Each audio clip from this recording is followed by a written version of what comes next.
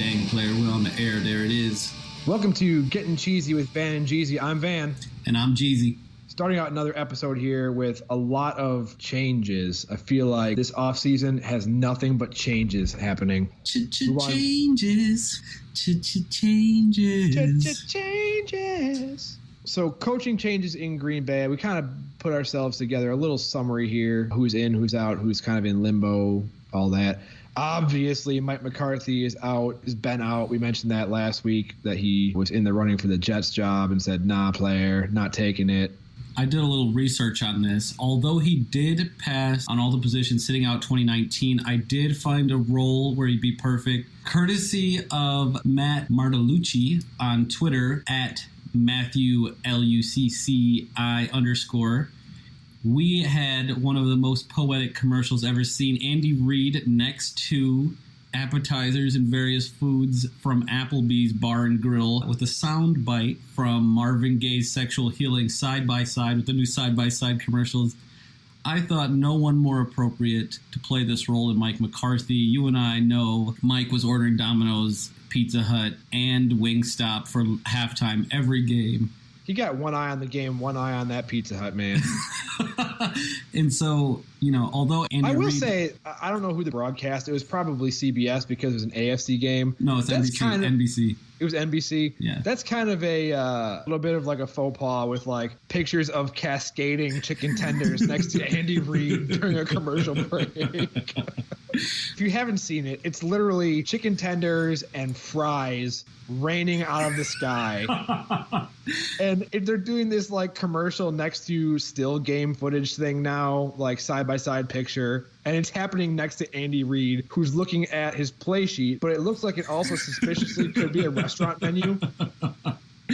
And one of our lifetime jokes is that Mike McCarthy got one eye on the game, one eye on them pizzas, right? And one of my favorite things that I always think to myself is, you know, you've got the 40 seconds, or I think it's actually 15 seconds, where the communication helmet is active that the coach can call the play in to the player. And I always think to myself that Mike McCarthy is actually ordering Domino's, and it cuts on. Yeah, I want 3 meatloaf. Mike, I need the play. Yeah, extra bacon. Mike, I need the play. And then it cuts out, and we don't get the play. The play does not get from Mike McCarthy to Aaron Rodgers because he's thinking he's ordering Domino's. I'm just saying that this prolific honor that Andy Reid got should have been given to longtime coach Mike McCarthy. I was a little brokenhearted. Longtime coach, longtime Domino's fan, Mike McCarthy. I'm sure he gets down on Applebee's. We need to call out Applebee's and see if we can get that connection. He could be the coach at Applebee's for the 2019 season. Maybe we can get ourselves an Applebee's endorsement here on this show, which we currently, disclaimer, are not endorsed by Applebee's in any way, shape, or form. I'm just saying he was a distracted play caller at best. He was a hungry play caller. I can't say one way or another about his appetite, but I'll say no more about that. Let's proceed. So 2 days, I think, after Mike McCarthy was out, Winston Moss, the associate head coach, was also relieved of his position. He did put out a controversial tweet. The tweet from Winston Moss said, "Ponder this. What championship teams have are great leadership. Period. It's not the offensive guru trend. It's not the safe trend. Find somebody that is going to hold number 12 and everybody in this building to a Lombardi standard, period. Hashtag losing sucks."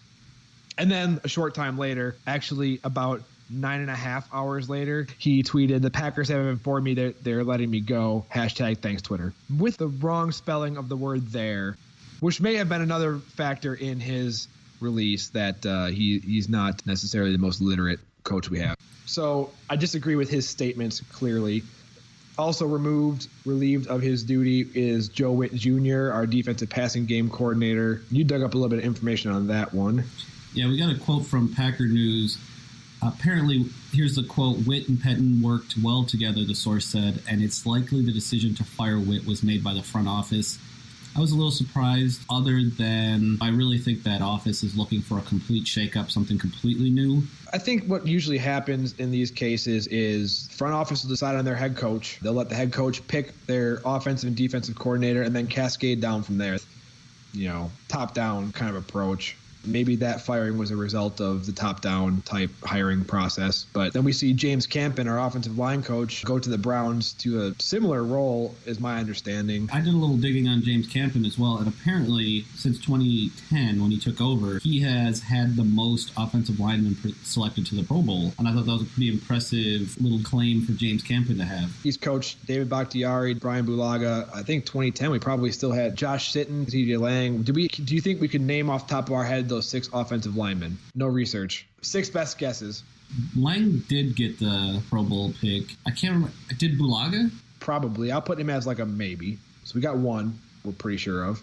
Bakhtiari got the snub this year. Sure did.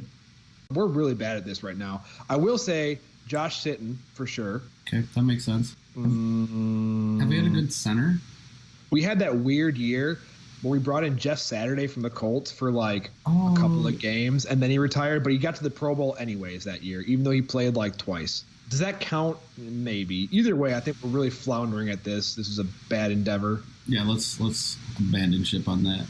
Ron Zook out as well, who has had a very shaky special team stint with us. Shaky is generous. I would say that Ron was my new Dom Capers this year.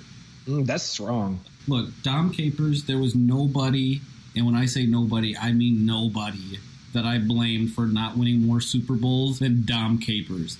And until he left, I didn't even realize I have to interject real quick here. There's a cat pawing at my power cable, and if he's successful, we're going to lose this podcast right now. So get down. No, stop. Go away. Carry on. I'm just saying, like, Dom Capers, that offense, that bend not break, and all this slack that all these telecasters and sports commentators were putting out there, disagree. That dude was horrible. Ron Zook, he is the new Dom Capers. He's the black sheep of the family.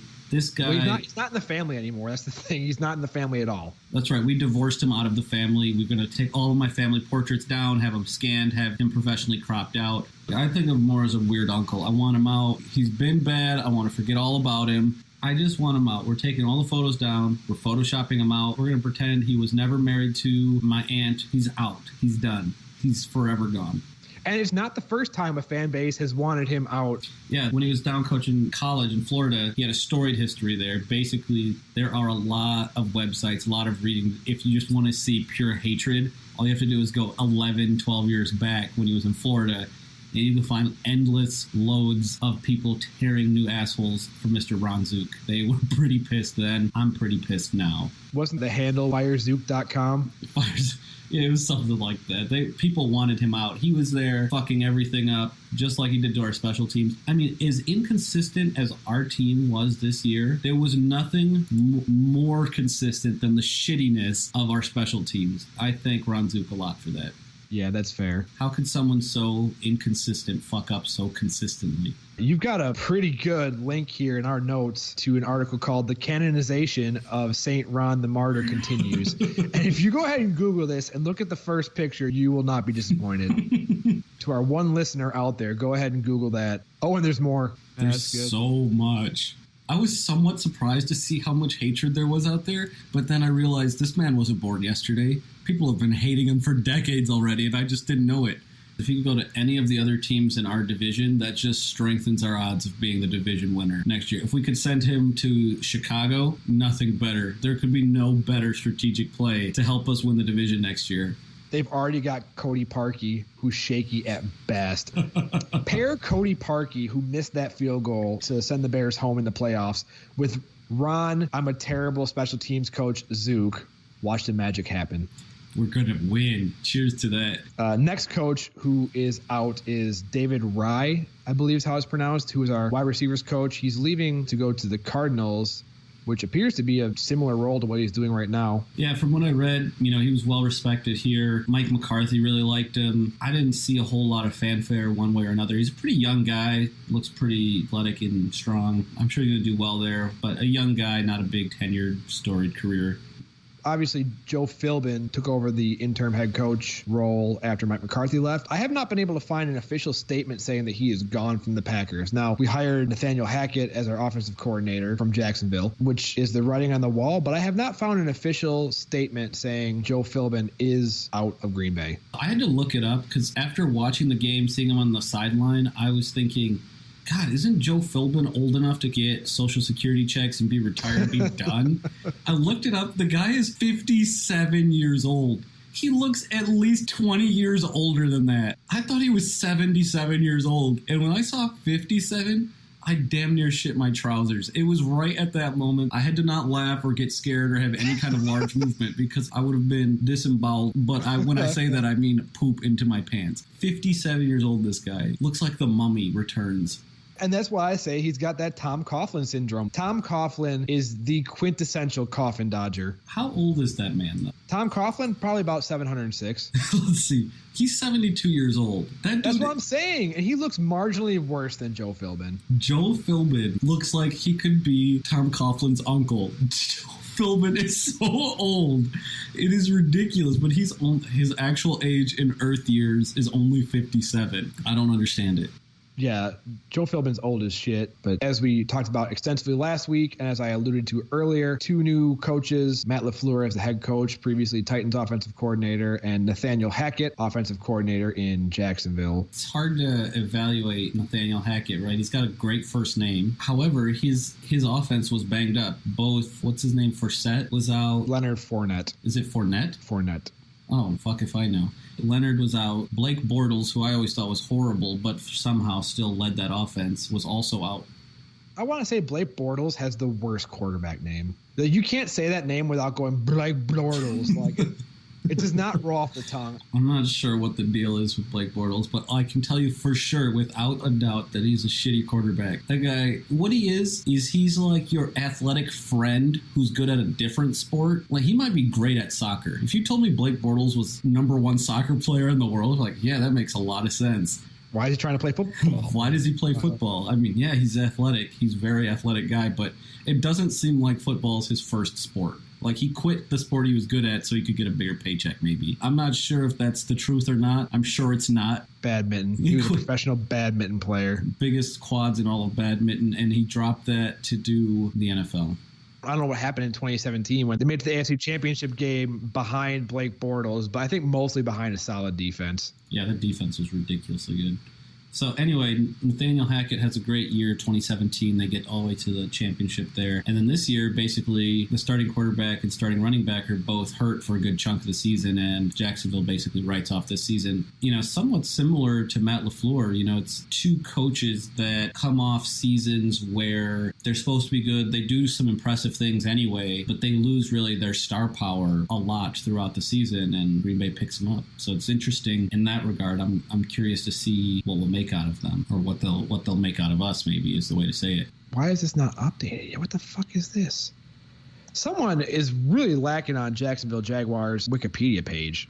You get what you pay for. For more of the story, I'm trying to find Jacksonville Jaguars record last year. I believe it was like 4-12 or something. You said they did some impressive things, and I don't believe 4-12 to be impressive. 5-11. Sorry. 5-11 is still not impressive to me. Let me ask you this. What was the Packers' record in 2017 when Rodgers went out? 7-9. Was it? Yep. Are you sure? Read a book. Look it up. Let me see this. Some Packers fan you are. I thought we were 6-10 is what I thought we were, but it was 7-9. You were absolutely right. So Mike Pettin is safe as defensive coordinator, switching back to that topic. When I went on the Packers website a couple days ago, I looked at the coaching staff page, and it literally was a picture of Matt LaFleur and Mike Pettin. I like Mike Pettin. Let's go back here for a second, though. Just because the Jacksonville Jaguars had a bad season does not mean that Nathaniel Hackett didn't do some impressive things. I mean, let me put it this way. When Blake Bortles is your starting quarterback... Blake Bortles is your starting quarterback, that means whoever your second string is actually worse than Blake Bortles. Do you follow me here? The fact that they don't have negative wins in 16 losses is a miracle. That's all I've got to say about that. I can't say that I was following the Jacksonville Jaguars super closely. I caught a couple parts of games. I read a little bit about Nathaniel Hackett. We'll see what this translates to. With that, we've got some places to address on the offense this upcoming year. I believe that we will spend some higher draft picks on the offense. So I'm going to ask you, Jeezy, where specifically do you believe our draft needs are? We have 2 first-round draft picks next year. Where do you specifically think we should target with those early picks? That's a good question. In my opinion, from what I know of Matt LaFleur, he wants a mobile quarterback. He wants a strong run game, and he wants to be able to do the play action stuff. That's exactly what I'm getting at here. He's got the main pieces for his offense that he wants already. And so for me, what I've seen in the last few years is our O-line can't stay healthy enough to protect our team. If we're going to look at the offensive side of the ball, I want to get some new talent in on the O-line. Now, that means some people have to sit out, and I'm okay with that. If we were deep at that position, I feel good with that. I feel like our talent at wide receiver is going to come. I feel like we've got too much talent at tight end already. One of them can't catch a ball. All right, we're not going back into Jimmy Graham's ability to catch, which we will do at some time in the future. But we've got tight ends, we've got running backs, we've got a great quarterback, we've got enough wide receivers. When I look at the offensive side of the ball, I want to see picking up a true first-round quality linesman. I think in this day and age, that's become dangerous almost, to put all your eggs in one basket. To put all your stock in an offensive lineman early has typically been something people avoid, because you can get some really high-quality players mid-rounds. David Bakhtiari, I believe, was a fourth-round pick. So I think we've got it covered in a great young guy at Corey Linsley at center. Played every snap almost for the past 2 years. David Bakhtiari hasn't missed much time. Brian Bulaga, when he's healthy, he's solid. I think where we need help would be the guard position. But no matter what, you're going to need some depth at the offensive line. So I believe that not necessarily first-round picks, but some of our early picks need to be spent on the offensive line. I mean, you can always use a running back. Running backs typically have short careers. I mean, it's just the way that it is. We've got an evasive and explosive back in Aaron Jones, and we've got kind of a bruiser with Jamal. It would be nice. I think we need kind of a change of pace back somewhere in there. Aren't those two paces, though? Jamal Williams and Aaron Jones have very different running styles. What third pace do you want? What third pace do I want? So Jamal Williams does do the blocking that I was going to say, but I really think that if we had somebody like another Jamal Williams that can block well and has great hands and great explosiveness on the catch, I think that's only going to play into the system even better. Okay. But I mean, at the end of the day, even young running back rarely stay healthy a whole season. They're always getting bruised up. They're always getting banged up. So you're right when you say we have two paces already, but Aaron Jones specifically has already sat from injury and from suspension. It's good to have another running back. I mean, you could start looking at wide receiver. Again, we don't have anybody out there except for Devontae Adams that I would say is a top-tier wide receiver per se. I don't know. They're young guys still early in their contract. I think we have a lot of young talent, and that young talent is going to take a little time to develop, but there's a lot of guys about to make their second year jump. And I think that our draft picks really need to almost backfill with the expectation that some guys are going to get hurt and potentially leave in free agency and whatever else. But other than interior offensive line, I really feel like our other early draft picks would be useful being spent on the defensive line, where we got absolutely decimated last year with injuries. You've got a good young Kenny Clark, Kenny Clark is only like 23 years old. He's a little big-ass kid. You got a lot of time to go. He's playing at an all-NFL level for sure. And you've got a younger guy like Dean Lowry and Tyler Lancaster, who aren't household names by any means, but they mostly held their own. So I'd like to see us get a good defensive line / edge rusher in and develop that guy behind some of these starters. Yeah, I'd like to see that. I mean, if we're going to look at the other side of the ball, I definitely think our secondary has never been strong. I can't remember a time since Charles Woodson retired that I thought, this is an excellent secondary we have here. I feel pretty... Oh, you mean you didn't think that Atari Bigby was a shutdown corner? I mean, I think Zaire... Or safety, whatever he played. I think Zaire Alexander... You didn't think Dimitri Goodson and who was the clown that almost blew that game in Dallas for us? Yeah, I think... His name escapes me, but that dude got torched every single play for approximately 14 games.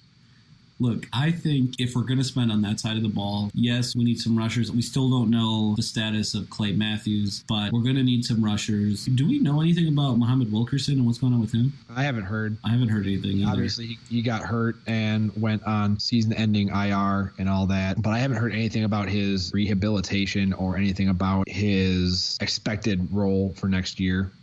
Pending him, pending Matthews, our front attack could be pretty strong, but the secondary historically has been weak basically since Charles Woodson went back to the Raiders and then retired. It's just not been there. It's been If somebody wants to throw a deep ball on us, all they have to do is get enough protection up front for just long enough for them to get one out and throw it anywhere that Zaire Alexander wasn't. And then that's basically been a guaranteed big chunk play or even touchdowns.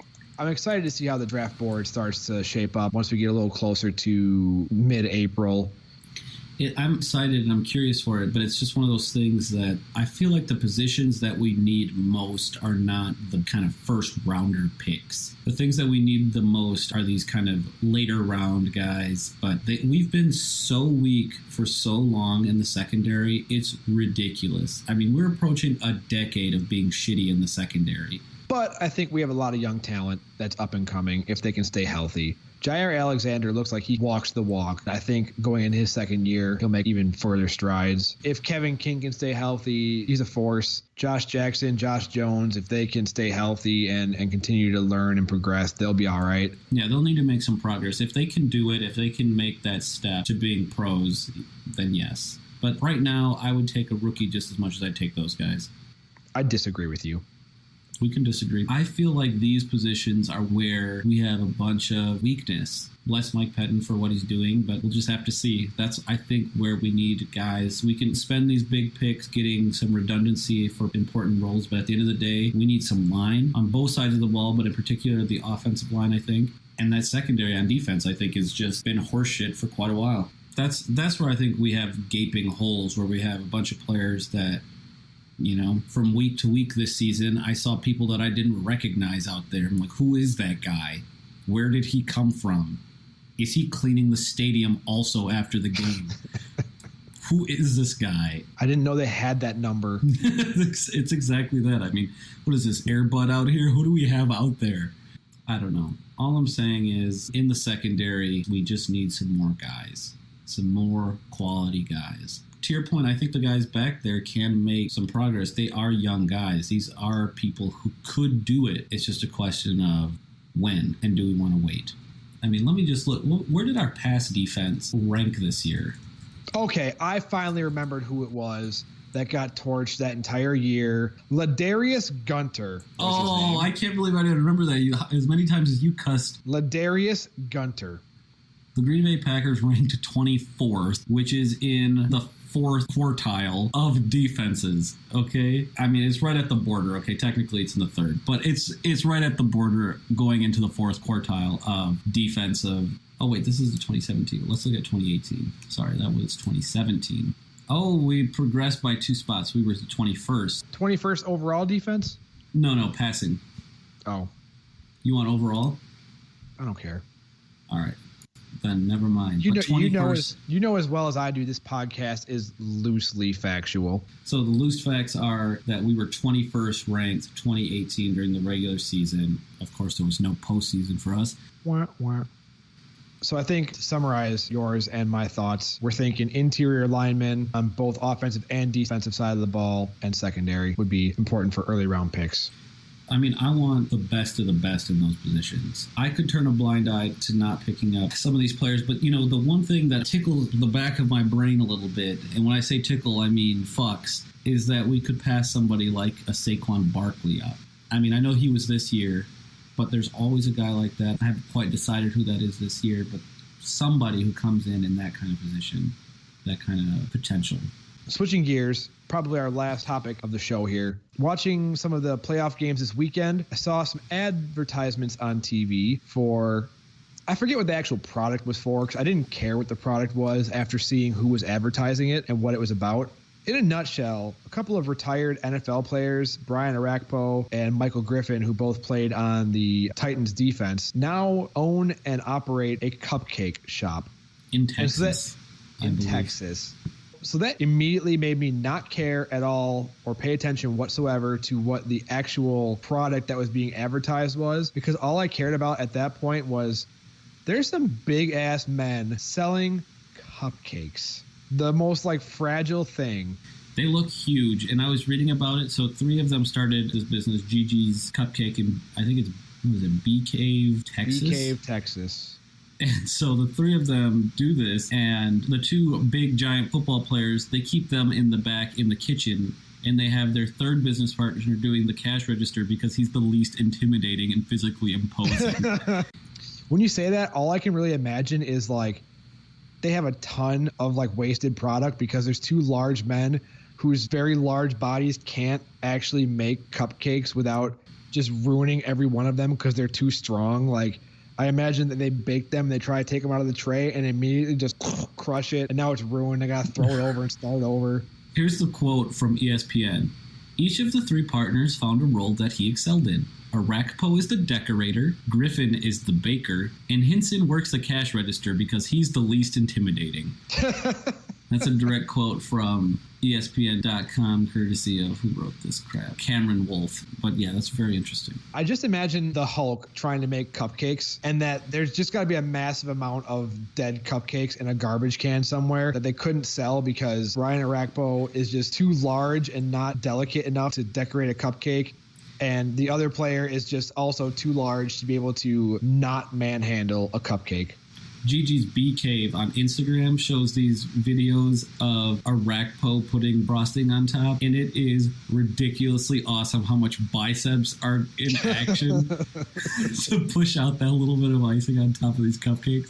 Is it an anatomy lesson as well? You're learning what muscles are required to properly dispense icing on a cupcake? It is absolutely that. It's an embarrassment of riches when it comes to biceps for piping icing. It's just ridiculous. But yeah, I think it's fun. I think it's exciting. I want to say it's like a Microsoft commercial or something. But it doesn't matter. It doesn't even matter. What it actually is a poor advertising strategy because what you're trying to advertise is completely lost in the wonderful backstory. The story you're trying to use to sell your product is way more interesting than your actual product. If you were to tell me before I saw this advertisement, like, hey man, did you know there's two huge ass ex-NFL players making cupcakes in Texas? I'd be like, no, I didn't know that, but tell me more. One of them's still playing. One of them's coming back next year. Really? I'm pretty sure Arakpo is coming back next year. He's still playing. Yeah, it says, as Arakpo reaches the back end of his NFL career, his thought transition more towards business, but for now, football is still his number one priority. Oh, that is very interesting. Yeah, I was pretty positive Arakpo's not done, and apparently his teammates think it's pretty fun and pretty hilarious. But if I was on that team, I would feel like I'm owed cupcakes like every Monday morning. I mean, maybe in the off season, but once that season starts, I mean, unless you're Cheeseburger Lacey, I just don't know if you need cupcakes. It's just high carbs, right? You're carbo loading to be able to practice and perform. You need those carbs, and there are carbs in cupcakes. That's also your Van and Jeezy health lesson for the week. Cupcakes are quality carbs. Cupcakes are essentially healthy for you. That's complete horseshit. That is the cheapest carbs I've ever heard of. Those are shit carbs. You need some starches. If you're trying to carb load, you do not sit down with a bucket of Ben & Jerry's and Gigi's Bee Cave cupcakes. None of that is going to be the right thing. That's cheap fuel. It's got sugar. It gives you energy. Carbs helps you sustain whatever it is you need to sustain while you're doing physical activities. The human body is not a two-stroke engine where we're mixing the gas and the oil together in one shithole and hoping that this junk thing runs for a while and you throw it away as soon as the fair weather season ends. This is the human body. We need sophisticated starches. We need excellent fuels. I'm just imagining Brian Arakpo, like when he opens his mouth, instead of talking, he goes ring, ring, ring, ring, like a two-stroke engine. No, look, you have completely missed the point. Humans are the opposite of a two-stroke engine. I can't teach you this. This is too late for you. And with that, that's our podcast. You've been listening to Gettin Cheezy with Van and Jeezy. I'm Van. And I'm Jeezy. Have a good one, everybody. We'll see you next week. See you next week.